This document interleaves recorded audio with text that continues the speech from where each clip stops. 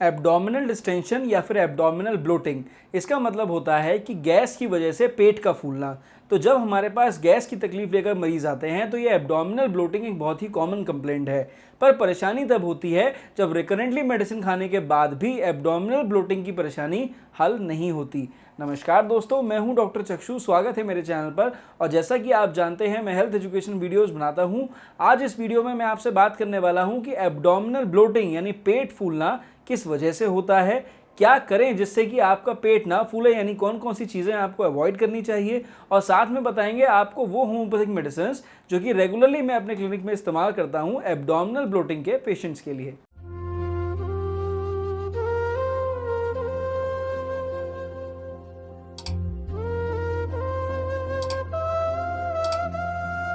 तो जब आप एब्डोमिनल डिस्टेंशन या एब्डोमिनल ब्लोटिंग के बारे में बात करेंगे तो यहाँ पर 3 केसेस के बारे में समझना ज़रूरी है।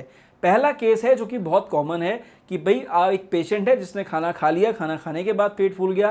कभी कभी उसका खाली पेट भी उसका पेट फूल जाता है और नॉर्मली डकारें या इरिटेशंस आती हैं या फिर फ्लैटुलेंस या रेक्टल फ्लैटुलेंस के थ्रू उसकी गैस पास हो जाती है, उसे टेम्परेरी इंप्रूवमेंट आ जाता है जो उसके एब्डोमिनल ब्लोटिंग है उसमें।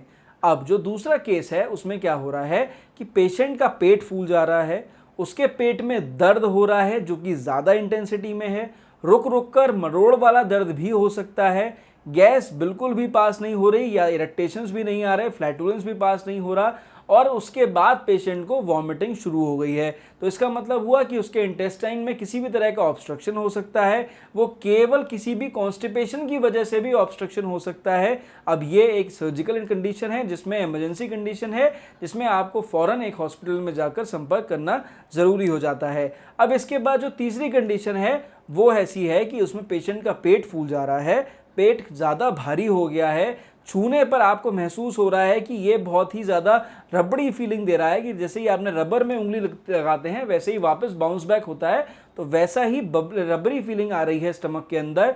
पैरों में सूजन आ गई है, आंखों के नीचे थोड़ी सी सूजन आ गई है, पेशेंट का वेट भी बढ़ रहा है, तो ये कंडीशन एसाइटिस की कंडीशन हो सकती है। अब ऐसी कंडीशन के अंदर फौरन आपको एक फिजिशियन को कंसल्ट करना ज़रूरी हो जाता है। तो हम यहाँ पर बात करने वाले हैं केवल केस 1 के बारे में कि भाई नॉर्मल गैस की वजह से आपका पेट फूल गया और आपको इरिटेशंस भी हो रहे हैं, डकारें भी आ रही हैं, साथ में फ्लैटुलेंस भी हो रही है, यानी आपको रेक्टल एरिया से गैस पास आराम से हो जाती है। तो अब हम बात करेंगे सबसे पहले कि ऐसी कंडीशन क्यों होती है। अब देखिए, ये 3 चीज़ों पर डिपेंडेंट है। Number 1 is quantity of food, number 2 is quality of food, and number 3 is underlying diseases. तो क्वालिटी ऑफ फूड क्या है? अगर आप बहुत ज़्यादा फैटी फूड खाते हैं या आप बहुत ज़्यादा सॉल्टी फूड खाते हैं, बहुत ज़्यादा स्वीट फूड खाते हैं, तो ऐसी कंडीशन में आपको फ्लैटुलेंस या हो सकती है और आपको एब्डोमिनल डिस्टेंशन हो सकता है। अब जो बीन्स होती हैं उन्हें हम लोग बेसिकली गैसी फूड्स बोलते हैं कि अगर आप बीन्स जैसे राजमा हो गया, लोबिया हो गया, ऐसी चीज़ें ले रहे हैं, स्प्राउट ज़्यादा ले रहे हैं, आप गोभी ज़्यादा लेते हैं, कैबेज ज़्यादा ले रहे हैं, या फिर आप ब्रोकली लेते हैं, तो ये सब गैसी फूड्स के अंदर आते हैं। तो ऐसे केसेस में अगर आप ये सब चीज़ें ज़्यादा लेते हैं तो भी आपको जो है ये परेशानी हो सकती है। अब हम बात करेंगे क्वांटिटी ऑफ फूड के बारे में। तो ये क्वांटिटी ऑफ फूड का मतलब है अगर आप एक बार में आप बहुत ज़्यादा खाना खा लेते हैं, भूख से ज़्यादा खाना खा लेते हैं, तो आपको ये दिक्कत हो सकती है। इसके अलावा अगर आप अंडर ईटिंग भी करते हैं, यानी भूख से कम खाना खाते हैं, या फिर जल्दबाजी में थोड़ा सा खाकर भाग जाते हैं और आप थोड़ी देर प्रॉपर्ली रेस्ट नहीं करते, तो ऐसी कंडीशन में भी आपको एब्डोमिनल ब्लोटिंग हो सकती है। अब जो क्वांटिटी ऑफ फूड है, इसमें एक बात और जानने वाली है कि अगर आप खाने की मात्रा कम ले रहे हैं लेकिन पानी की मात्रा ज़्यादा ले लेते हैं उसके साथ में, तब भी आपको दिक्कत हो सकती है। अब पानी के अलावा कोई और तरल पदार्थ भी हो सकता है, जैसे कि आप अगर बात करें फिजी ड्रिंक्स हो सकती हैं, फॉर एग्जांपल कोल्ड ड्रिंक्स हो सकती हैं, बियर हो सकते हैं, थोड़ी बहुत हार्ड ड्रिंक्स भी हो सकती हैं, या फिर मिक्सचर ऑफ ऑल 3 भी हो सकता है। तो ऐसे कंडीशन में भी जब आप कोई फिजी ड्रिंक लेंगे तब भी आपको एब्डोमिनल डिस्टेंशन हो सकता है। अब हम बात करेंगे अंडरलाइन डिजीजेस की। तो देखिए, अंडरलाइन डिजीजेस में कॉन्स्टिपेशन यानी कब्ज एक बहुत बड़ा कारण होता है एब्डोमिनल ब्लोटिंग के लिए। अगर आपको नॉर्मली कब्ज की शिकायत है तो आप अक्सर महसूस करेंगे कि आपका पेट फूला फूला सा महसूस होगा, आपको हैवीनेस ही महसूस होगी, लेकिन ये दवाइयों के बाद इसमें आपको आराम आ जाएगा। तो ये चीज़ें घबराने की कोई ज़रूरत नहीं है। इसके अलावा अगर आपको गैस्ट्राइटिस का इशू है, GERD जैसे मैं पहले बता चुका हूँ, रिफ्लक्स इसोफेजाइटिस का इशू है, अगर आपको ड्यूडेनल या पेप्टिक अल्सर है, अगर इसके अलावा आपको कोई प्रोलॉन्ग डिजीज़ है जैसे अल्सरेटिव कोलाइटिस है, क्रॉन्स डिजीज़ है या इरिटेबल बाउल सिंड्रोम है, तो ऐसी कंडीशंस में भी आपको एब्डोमिनल डिस्टेंशन की समस्या हो सकती है। इसलिए ये सारे कारण रेस्पॉन्सिबल होते हैं एब्डोमिनल डिस्टेंशन के लिए। अब हम बात करेंगे कि क्या करें जिससे कि आपको एब्डोमिनल डिस्टेंशन ना हो। तो सबसे पहला जो हमने बात करी थी क्वांटिटी ऑफ फूड के बारे में, तो क्वांटिटी ऑफ फूड समझिए कि भाई अपनी भूख से हमेशा एक रोटी कम खाइए, खाने को जल्दबाजी में बिल्कुल मत खाइए, खाना प्रॉपरली च्यू कर कर खाइए, उसे प्रॉपर टाइम दीजिए। दूसरी बात, रात का खाना जल्दी खाइए, खाने के फ़ौरन बाद। ऐसा ना करें कि आप फ़ौरन बाद लेट जाएं, थोड़ी देर आप हल्की सी वॉक करें, नॉर्मल वॉक करने के बाद ही लेटें। रात का खाना जब आप जल्दी खा लेंगे तो सुबह का ब्रेकफास्ट आपको प्रॉपरली टाइम से करना है। ब्रेकफास्ट आपका हमेशा हैवी होना चाहिए, it should be the heaviest meal of the day, और जो डिनर होता है it should be the lightest meal of the day. उसके बाद बीच में कम से कम आप कोशिश करें अपने वजन के हिसाब से 250 ग्राम से लेकर 400 ग्राम तक फ्रूट्स या सैलड ज़रूर खाएं, यानी आप रॉ फूड ज़रूर खाएं। उस रॉ फूड के अंदर भी आप कोशिश करें कि जो वाटरी फ्रूट्स होते हैं या वाटरी सैलड्स होती हैं उनके ऊपर ज़्यादा फोकस करें। अब हम बात करेंगे इसके बाद क्वालिटी ऑफ फूड के बारे में। तो देखिए, जैसे मैं बता चुका पहले, सॉल्ट बहुत ज़्यादा नहीं लेना है, स्वीट बहुत ज़्यादा नहीं लेना है और फैट भी बहुत ज़्यादा नहीं लेना है। आपने एक चीज़ नोटिस करी होगी कि जब आप लोग रात में कोई ज़्यादा बढ़िया सा पार्टी वाला फूड खा लेते हैं या जिसमें ज़्यादा सॉल्ट हो, ज़्यादा स्वीट हो या फिर जिसके अंदर ज़्यादा ऑयल हो, तो जो अगले दिन जब आप सो के उठते हैं तो कभी कभार मोशन जाते टाइम पे आपको डकारें भी वैसी ही आती हैं। सेम वही फूड आपके टेस्ट में भी डकारों के साथ महसूस होता है। ऐसा इसलिए होता है क्योंकि जब आप लेट नाइट फूड लेते हैं तो वो फूड काफ़ी समय लेता है आपकी बॉडी में डाइजेस्ट होने के लिए, जिसकी वजह से आपको तकलीफ होती है एब्डोमिनल डिस्टेंशन की। अब इसके अलावा जब हम बात करेंगे तो गैसी फूड के बारे में मैं बात कर चुका।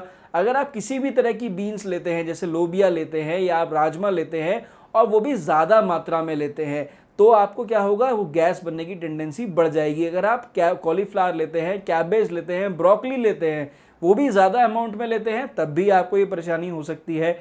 अब इसके अलावा फिजी ड्रिंक्स के बारे में पहले भी बात कर चुका। कोल्ड ड्रिंक ज़्यादा लेते हैं, अल्कोहल ज़्यादा लेते हैं या बियर ज़्यादा ले लेते हैं, तो भी आपको ये परेशानी हो सकती है। तो इस तरह अगर आप क्वांटिटी और क्वालिटी के फूड के ऊपर अगर ध्यान रखते हैं तो आपकी इस समस्या का निदान हो सकता है। लेकिन अब यहाँ पर मोस्ट इंपॉर्टेंट फैक्टर आता है सैलेड्स के बारे में। देखिए, सैलेड्स एब्डोमिनल ब्लोटिंग के लिए सबसे ज़्यादा हेल्पफुल होते हैं कि अगर आप सलाद प्रॉपरली लेते हैं, स्पेशली आप खीरा ज़्यादा लेते हैं या ककड़ी ज़्यादा लेते हैं, अगर आप फ्रूट्स में वाटरमेलन ज़्यादा लेते हैं या नॉर्मल मेलन ज़्यादा लेते हैं, पाइनएप्पल ज़्यादा लेते हैं, तो आपको बहुत जल्दी आराम आएगा। अगर आप मौसमी का जूस लेना पसंद करते हैं जो कि फ्रेश हो, आपके घर में निकला हुआ हो, तो वो भी बहुत ज़्यादा फायदेमंद होता है एब्डोमिनल ब्लोटिंग के पेशेंट्स के लिए। तो इस तरह से जब आप इन सब चीज़ों के ऊपर फोकस करते हैं तो आपको वैसे भी इम्प्रूवमेंट आ जाता है। अब अगर आपको कोई अंडरलाइन डिजीज़ है, फॉर एग्जांपल कि अगर आपको अल्सरेटिव कोलाइटिस है, क्रॉन्स डिजीज़ है या इरिटेबल बाउल सिंड्रोम है, जो कि एक बड़ी डिजीज़ के तौर पर आप उन्हें देख सकते हैं, तो आपको इसके बारे में डॉक्टर से बात करनी चाहिए कि ये एक अलग से सिम्टम आपको महसूस हो रहा है जिसके ऊपर फोकस करना ज़रूरी है। तो अगर आप उस पर फोकस करेंगे, डॉक्टर का फोकस बढ़ाएंगे, तो आपको उसमें भी इंप्रूवमेंट आने लग जाएगा। इसके अलावा जो नॉर्मल डिजीज़ है जैसे कॉन्स्टिपेशन, अब देखिए कॉन्स्टिपेशन की समस्या मैं एक सेपरेट वीडियो में बात कर चुका हूँ कि कब्ज़ के क्या कारण हैं। अगर आप उन कारणों के ऊपर फोकस करेंगे तो फिर आपको कब्ज़ की समस्या कम से कम होगी। और मोस्ट इंपॉर्टेंटली जो डिजीजेस आपको चाहे कोई सी भी हो, आप क्वांटिटी और क्वालिटी ऑफ फूड कैसा भी इस्तेमाल करें, पर अगर आप मूवमेंट नहीं करते हैं, स्पेशली अगर आपको एब्डोमिनल ब्लोटिंग है, तो आपको एक स्पोर्ट एक्टिविटी में पार्टिसिपेट ज़रूर करना चाहिए। चाहे आप थोड़ा सा क्रिकेट खेलिए, चाहे आप वॉलीबॉल खेलिए, कुछ नहीं तो केवल बैडमिंटन ही खेलिए।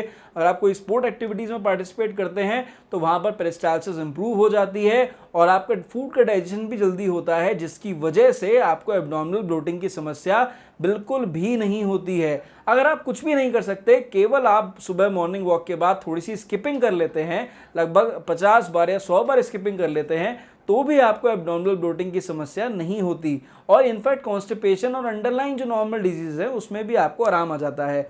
अब इसके बाद डिजीजेस में बात करेंगे हम गैस्ट्राइटिस और जीईआरडी की। अब देखिए, जीईआरडी और गैस्ट्राइटिस, ये तो वैसे ही हम नॉर्मल गैस की बीमारी के बारे में बात कर चुके हैं। तो जब आपको गैस की बीमारी होगी तो पेट फूलेगा ही फूलेगा। अब इसमें आपको इन दोनों बीमारियों के अंडरलाइन फैक्टर्स के ऊपर फोकस करना ज़रूरी है, प्रॉपर इन्वेस्टिगेशन पर फोकस करना ज़रूरी है और जो डॉक्टरी सलाह है उसे मानना बहुत ज़्यादा ज़रूरी है, ताकि आपको ये सिम्टम जो है एब्डोमिनल ब्लोटिंग का, ये परेशान ना करे।